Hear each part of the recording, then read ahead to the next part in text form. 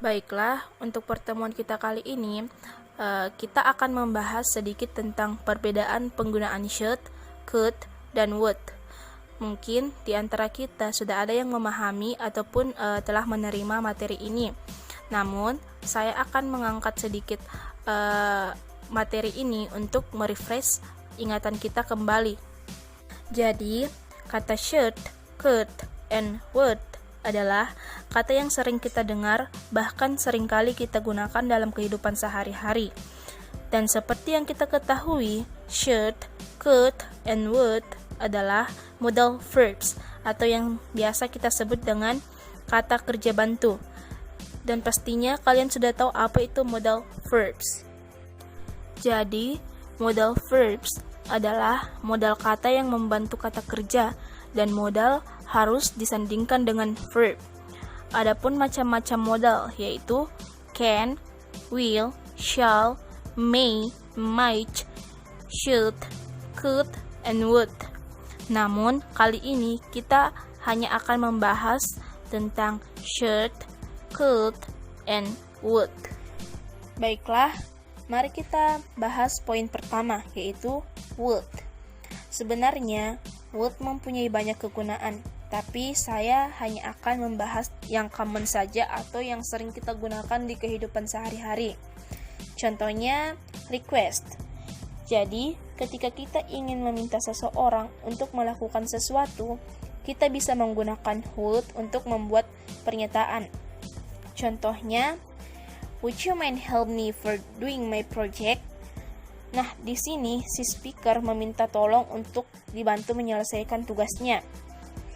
Contoh lainnya yaitu would you pass me the bag, yang dimana si speaker ini meminta tolong untuk diambilkan tasnya. Dan contoh terakhir dari request yaitu would you mind closing the door, yang dimana si speaker ini meminta tolong untuk menutup pintu. Kemudian kita melangkah pada kegunaan kedua, yaitu polite. Would bisa juga digunakan untuk menanyakan atau menentukan pilihan. Biasanya kita mendengar would ini digunakan untuk menanyakan atau menentukan pilihan. Misalnya seperti ketika kita pergi ke kafe, yang biasanya ditanyakan oleh pelayan apa yang ingin kita pesan, baik itu minuman ataupun makanan. Dan untuk menjawab pertanyaan itu, kita juga bisa menggunakan would. Contohnya seperti ketika kita ditanya oleh pelayan, would you like anything to drink? Dan ketika kita menjawab, kita bisa menggunakan would juga, seperti I would like a cup of coffee. Selanjutnya, pada penggunaan kata would yang ketiga yaitu digunakan untuk menyatakan conditional sentence type 2 atau biasa kita katakan sebagai menghayal. Contohnya, if I were rich, I would buy everything. Contoh yang kedua ada she would travel around the world if she had more vacation time. Dan sebagai catatan, apabila ingin membuat kalimat conditional sentence type 2, perlu diperhatikan bahwa anak kalimat jika dalam bentuk to be, maka to be yang digunakan adalah were, tidak boleh to be yang lain. Kita melangkah ke poin yang kedua yaitu could. Penggunaan could sendiri ada beberapa cara untuk menggunakannya, yaitu yang pertama ada could bisa digunakan untuk menyatakan permintaan yang sifatnya sopan. Jadi, jika kita ingin meminta permintaan kepada seseorang yang mungkin lebih tua daripada kita atau memiliki jabatan yang lebih tinggi dari kita, disarankan untuk menggunakan could, karena could ini sifatnya jauh lebih sopan. Adapun contohnya yaitu could you help me please? Could you please tell me where the post police in here? Yang kedua, untuk menyatakan sesuatu kebiasaan di masa lalu yang berhubungan dengan kemampuan, di mana pada masa lalu itu kita sering melakukannya, tapi sekarang tidak pernah dilakukan lagi. Contohnya seperti when I was a kid, I could run fast. Yang ketiga ada kenapa kita disarankan untuk menggunakan could dalam menyatakan permisi, karena penggunaan could jauh lebih sopan dibanding kata lain. Jadi yang ketiga ini kegunaannya untuk permisi atau meminta izin.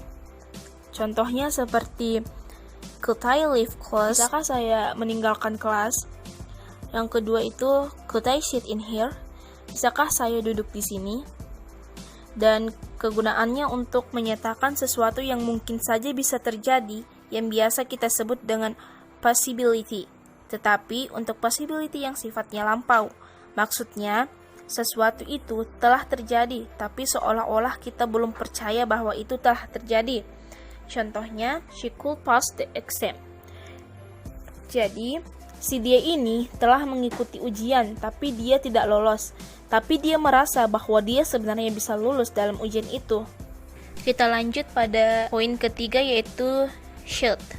Should sendiri memiliki banyak kegunaan, namun saya akan mengangkat yang sering digunakan saja pada kehidupan sehari-hari. Jadi penggunaan yang pertama untuk menyatakan saran. Contohnya seperti you should go right now if you want arrive on time. Kamu harus pergi sekarang jika kamu ingin tiba tepat waktu.